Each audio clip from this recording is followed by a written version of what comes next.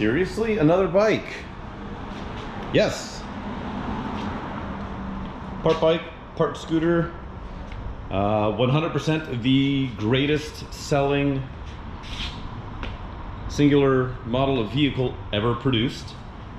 As far as numbers, I think like 60 million or something just obscene. But yes, this is a derivative of the Honda Cub and Super Cub. This one specifically is a 1980 Honda C70 Deluxe, also known as the C70 Passport here in North America. And this thing's pretty cool. It's not perfect, but it's a cool little runner. It's hilariously simple and fun, and it's got a little bit of a backstory. Nothing too crazy, but definitely something worth talking about. Because this was one owner up until I acquired it, and the story there is, you know, the kind of how I get all my stuff, little old lady project. So original owner bought this thing new right around late 70s, 1980, and she lived in San Francisco, and she wrote this thing here, there, and absolutely freaking everywhere.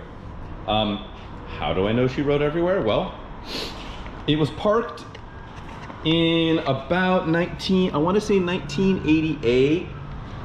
Here's the stickers are kind of tore off. You can kind of see 1982 down there, which would have been really early on, but I believe she parked it circa 1988, 89 in her San Francisco apartment. She wheeled it down the hallway, parked it in the apartment, stopped riding it. But between when it was new in 1980 and when she parked it in the very end of the decade, she put 28,300 miles on this bike, which is kind of insanity. For something like this, 70cc, that's an enormous amount of mileage. Usually you'll see these in good shape and they'll have 2,000 miles on it. You'll see some with under 1,000. This one specifically, 28,000 miles, which is awesome. Especially to get all that mileage in less than a decade is quite impressive. She put it away, parked it, and it sat there until I acquired it. Was able to, through the help of my homie Chris, who is a motorcycle whisperer, loves working on the older stuff, which a lot of bike shops don't want to work on anymore, well, at least around here, was able to do some work on it. So needed a float, the old fuel float in the carburetor was bonked. It's still a little sticky. Anytime I start it, if it'd been sitting more than a few days, I just tap the side of the carburetor with it's over there, with the handle of a screwdriver, because the float likes to stick, and it is a replacement float. So that is just part of the deal. Clean the carb up, replace the petcock. These fuel lines were rotted out, so we sectioned out the bad sections, and that's pretty much it. Put some air in the tires, kicked it over, I think did a plug on it. That's it, and it runs. As I said, it's got the original blue and yellow plates, has this original accessory basket, and it's tires away from being truly roadworthy. These tires will hold air, but only for about a day, and then they're all squishy again. So got to get some air in the tires. You know, it's got some patina, got some surface rust, but thankfully, for sitting since roughly, you know, 1989, you know, 30 something years, not too bad. And thankfully that's part way because it sat indoors. You see the spokes are pretty rusty, not rotted out, just surface rust. This back tire's a little better, but still pretty squishy. Those can stand to be replaced. But yeah, I think it's incredibly cool. It's super fun. It just fires right up. Maybe we can do that now. Let's see.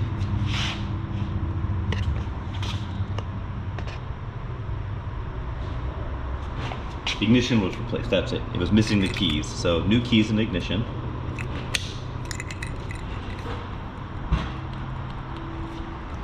I already had it on. Hope it didn't kill the battery. Nope. Let's see. Turn the fuel on.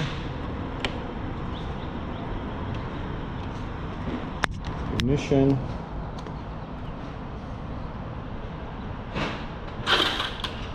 This starter button is a little tricky, a little sticky. Might have to kick it over because it does have the. Oh, wanted to go. Choke. It does have a manual choke. It's kind of warm, so I don't really need it, but.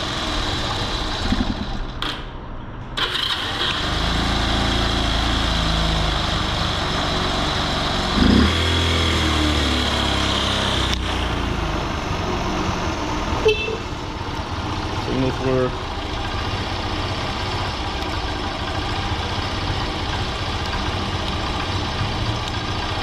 Does have headlights. Yeah, it's a 3-speed semi-auto. So you click it forward to neutral. There we are now. An automatic clutch, so we turn the choke off before I pop it into gear. Idling a little high, but it's still cold. Yeah. Yep, wants to roll because it's still idling pretty high. But it'll idle here in first.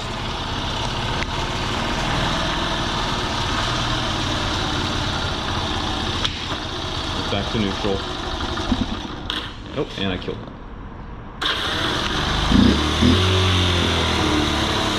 But that's pretty much it in a nutshell.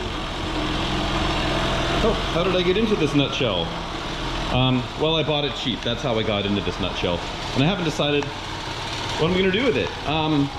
The Yamaha I'm going to be selling. In fact, I might actually already have it sold.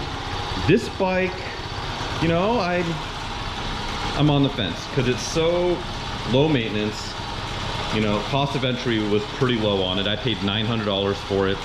And then, you know, there's probably a couple $100 in parts and labor in it to bring it back. Another $135 to register it, so I'm probably, you know, in at $1,200, $1,100. It's probably worth a little bit more than that, you know, as a runner. You know, if I get current tax for it, might be worth $2, maybe. It's got a cool story. It's got way more miles than you normally see these in running condition anymore. And so, yeah, I don't know. I could just use it as my run downtown mobile. But I should also be less lazy and just ride a bicycle. So, I don't know. What should I do with it? Comment below and let me know. Or don't. But yeah, I don't know. I thought it was cool. I don't really do stuff with bikes. I just did a little video because I'm selling the Yamaha and I figured I would document its existence for any prospective buyers. So this was here too. So I figured I would show her off. Give people an opportunity to check it out before I ultimately do whatever I'm going to do with it. And who knows, maybe I will sell it, and maybe this will be the video to accompany that sale. But yeah, that's pretty much it. So hope you enjoyed checking out this sweet little, you know, grandma's little runabout. Yeah, I guess thanks. All right, that's enough. Bye.